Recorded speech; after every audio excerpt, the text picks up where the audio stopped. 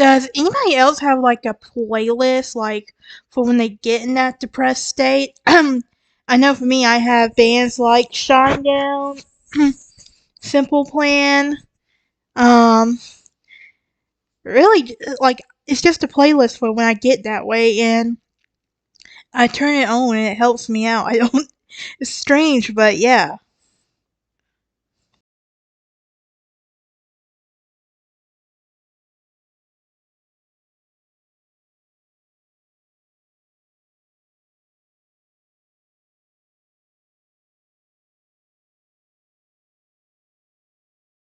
Hello, and welcome to Just a Breezy Chat. My name is Breezy, and this is the podcast to my YouTube Breezyville. I also have Instagram and Facebook you can find me at as well, and I also have a merch shop that you can go and check out. Now let's jump into today's episode, shall we? First of all, I just want to say September is Suicide Prevention Awareness Month. September 10th, 2023 through September 16th, 2023 is the National Suicide Prevention Week. The yellow ribbon represents suicide prevention. The purple and turquoise ribbon symbolize suicide awareness and prevention and serves as a reminder that suicide is an issue that we need to talk about. I don't know about y'all, but I was taught with the mindset that we did not mention suicide, we did not mention mental health. There was a stigma that we were conditioned not to talk about. Um, but like by not but like the thing was like if we mentioned it, adults of suicide or anything like that, then we were crazy. Um, but by not mentioning it also leads to more suicides. It's kind of like that you can't really win with it's like you can't really talk about it without someone saying you're crazy, but if you don't talk about it, you lose more lives. Um but what is suicide exactly? Well, it is caused by injuring oneself with the intent to die. A suicide attempt is when someone harms themselves with the intent to end their lives,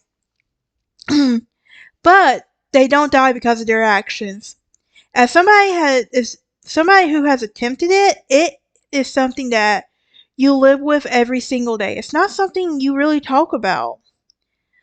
There are many factors that can increase the risk of suicide or protect against it. Like suicide is connected to other forms of injury and violence. For example, people who have experienced violence, including child abuse, bullying, or sexual violence, have a higher suicide risk.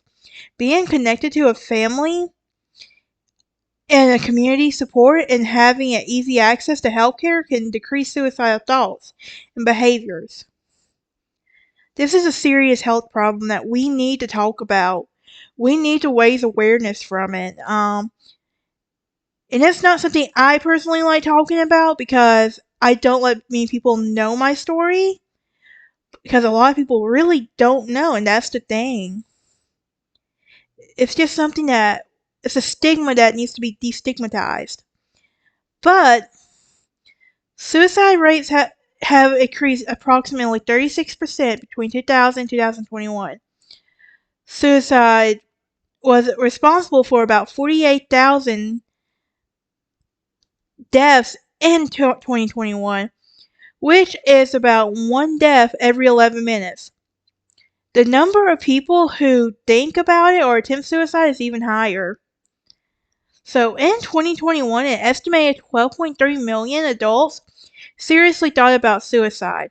3.5 million planned a suicide attempt and 1.7 million attempted suicide. Like suicide not is like it happens to everyone of all ages. Like for example, in 2021, it was among the top 9 leading causes of death for people 10 to 64. It is the second leading cause of death for people ages 10 to 14 and 20 to 34. Suicide has the greatest Some groups have higher suicide risk and than others. Like rates vary by race, ethnicity, age, and other factors such as where someone lives. The groups with the highest rates are non-Hispanic Indian, Alaskan Native people, followed by non-Hispanic. But yeah, yeah but suicide stats and 900. I will. I'll tell you what, guys. So I will link the numbers you can call for someone you know if who's in this crisis or if you're in this crisis. But suicide and suicide attempts can cause serious emotional, physical, um, and economic impacts from be caused by that. People can attempt suicide and survive may experience serious injuries that have long-term effects on them. They may also experience depression and mental health problems. The attempts after the health, well-being of friends, loved ones, co-workers, and the community. When people die by suicide, their surviving family members and friends experience prolonged grief, shock, anger, guilt, and symptoms of anxiety, even thoughts of suicide themselves. Even financial tolls um can take a toll cost.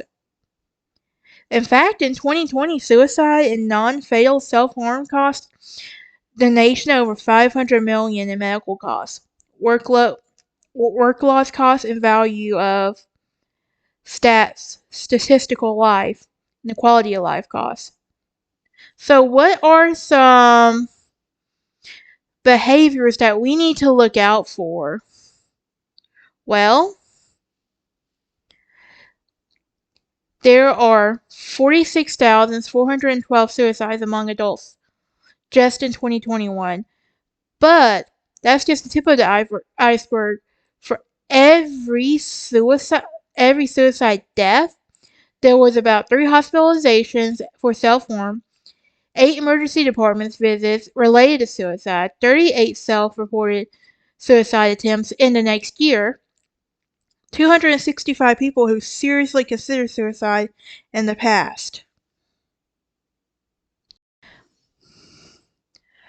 Suicide is completely preventable, and everyone has a role to play in saving someone's life or creating a healthy and strong individual, family, and community.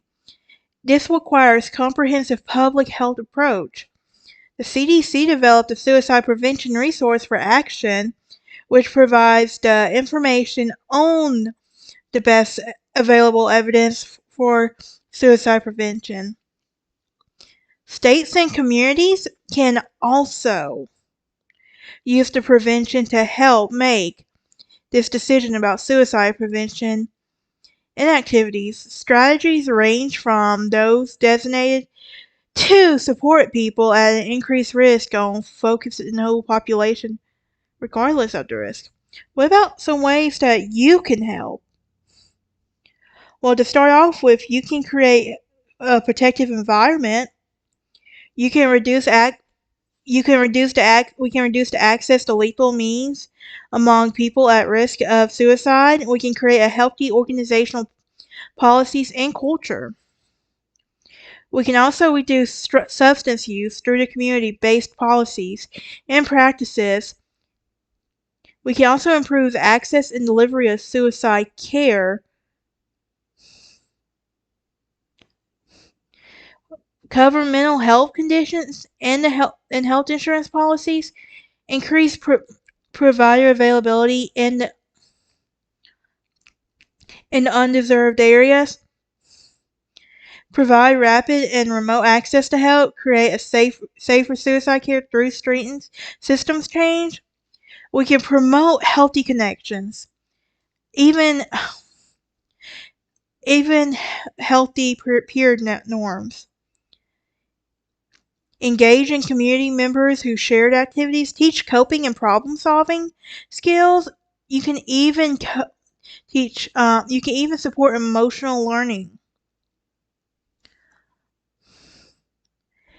You can teach parenting skills to improve family relationships, support resilience through education programs, identify and support people at risk, train gatekeepers, respond to crisis. There's a lot you can do to help prevent it. Even if it's just bending an ear for someone. On my True Crime Lounge merch shop, I do have shirts that is designated just for suicide prevention, and those that goes to the profits off those shirts will go to a nonprofit. But this is something that's near and dear to me because it's not something I talk about very often.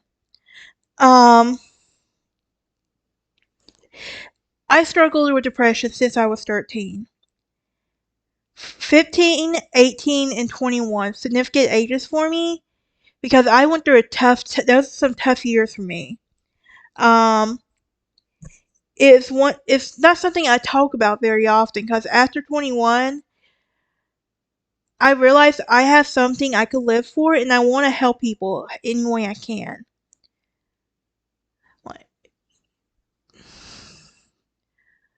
depression is, if we can help prevent suicide by helping prevent one, we're doing something. This needs to be this does not need to be a stigma that we're scared to talk about. We need to open up to people, offer a helping hand when we can. It's important. Anyway, I will put some ways you can help in the at the end, and y'all have a great day.